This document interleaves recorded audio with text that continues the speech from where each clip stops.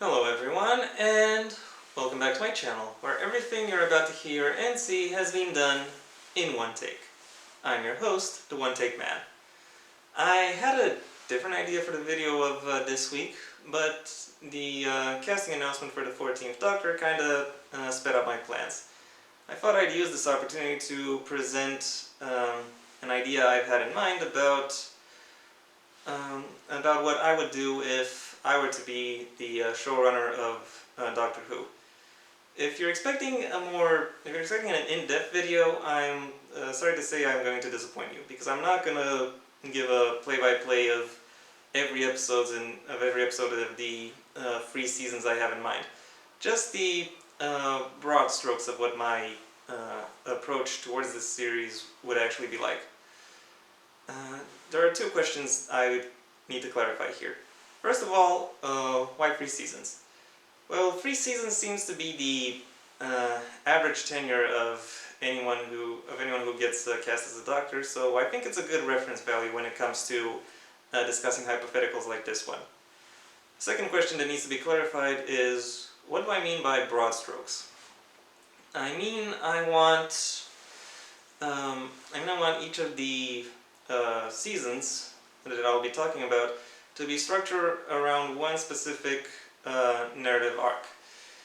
And because I think that is an approach that mirrors both the strengths of the classic serials, as well as the sensibilities of a modern audience that has become somewhat more accustomed to streaming shows rather than watching them episodically. So yeah, lengthy intro aside, let's get out of the way and into the meat of the video.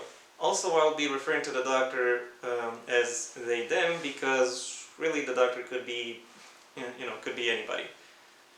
Anybody, any age, any gender. So just for the sake of it, I'm going with they, them. The first season of this. The first season of my run would focus on one particular space station that is as large as a planet. The first episode will focus on a patrol guard, let's call her Obara, as she is doing her rounds. And during her rounds, she finds a doctor snooping around and attempts to stop them. The doctor figures out a way to either blow her off or evade her, but that only works briefly. And eventually they realize that they might be more effective if they try to work with her instead of against her. So the episode goes on as it would have otherwise. By the end of it, after the main narrative of the episode is concluded, Obara will end up being knocked unconscious, perhaps by trying to save the Doctor, and she will wake up inside the TARDIS. When she asks what happened to the space station, she will find out that it has been destroyed. The Doctor laments the loss of life, says that this should not have happened, and offers her a plan or a possibility. Namely, they intend to go back in time a few hours, several times over, just so they can be able to sweep up and allow as many people as possible to escape. And so they can allow as many people as possible to escape. This is normally where I'd put a cut if I did those, but no, I'm the One Take Man, so this all stays in. Not all the episodes within the season will feature these 2 characters going to various parts of the station and trying to save people, but most of them will. Towards the end of the season, either the Doctor reveals or Obara figures out on her own that the owner of this ship that she has now been forced to call home by various circumstances actually has intellectual as well as humanitarian concerns regarding why they chose to save the people within the station. Namely, when the doctor said that the space station shouldn't have exploded, it's not just from the humanitarian, it's sad so many people had to die perspective. It's also from the Time Lord. This causes a change in the time stream, and they want to keep it as contained as possible perspective. And in order to do that, they had to find out who the culprit was. Thing is, the culprit was very good at covering their tracks. So in order to find out who it is, the doctor had to do several scanning sweeps and various other investigations of the station in order to really get to the bottom of what actually happened, and therefore give themselves a clue regarding who it is. So who is it? Well, there are several plausible options here, but I think the one that has the most potential as a story is if it's Davros, the creator of the Daleks. Why do I think so? Well, my idea with it is to have him be expelled for good by his own creations, and deciding to just live off the rest of his days on some small unknown isolated planet. However, in order to do that, he has had to siphon off power from a whole bunch of space stations, including the one that we've spotlit, in order to handle one more pet project.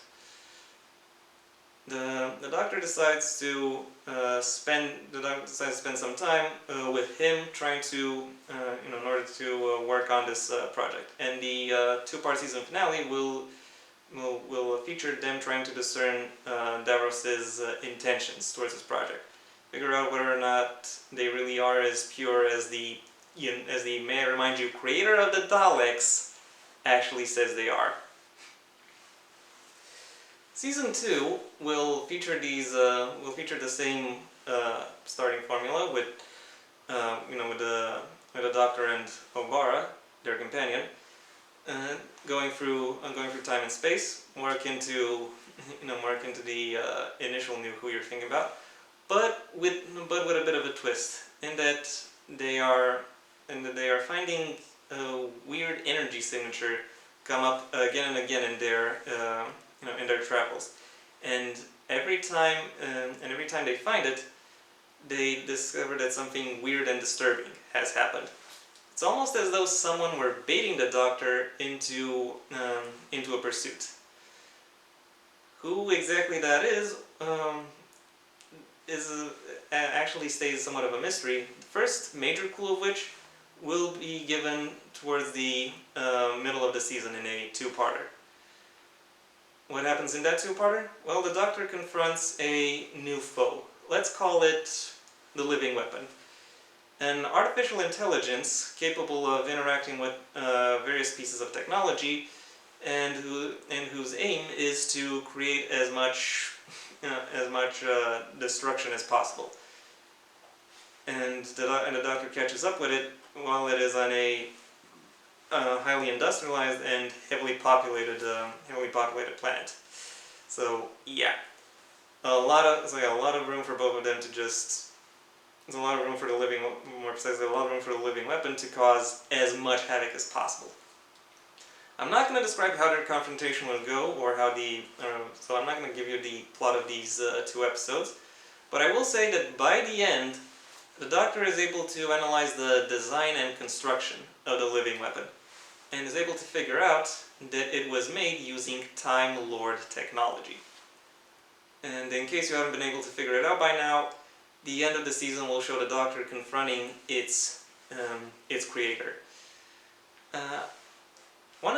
I've chosen to do this because one of the biggest sins of New Who is downplaying just how effective and how powerful and how awe-inspiring for both good and bad the Time Lords are, especially when compared to their classic series counterparts.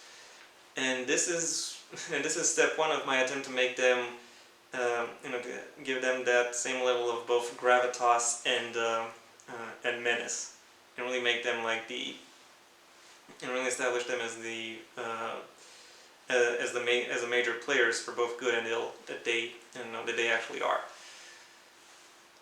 Some of the next steps towards that goal will come in season 3. The end of the first episode will also feature their first appearance of the Time Lords within this season. And said appearance will mirror their first appearance in the show as a whole, with them stopping the TARDIS mid-flight, and then either appearing inside of the TARDIS itself, or teleporting the Doctor to whatever vessel or location they happen to be on.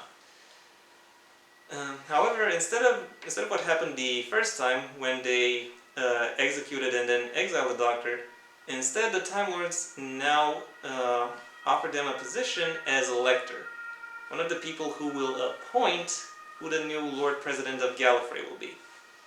The Doctor will initially refuse, but then change their mind once they are told that one of the candidates for the position of Lord President is the Master. From that point forward, I kind of want the third season to focus a lot on not Gallifrey particularly, but much more specifically Time Lords, as in what values they hold dear,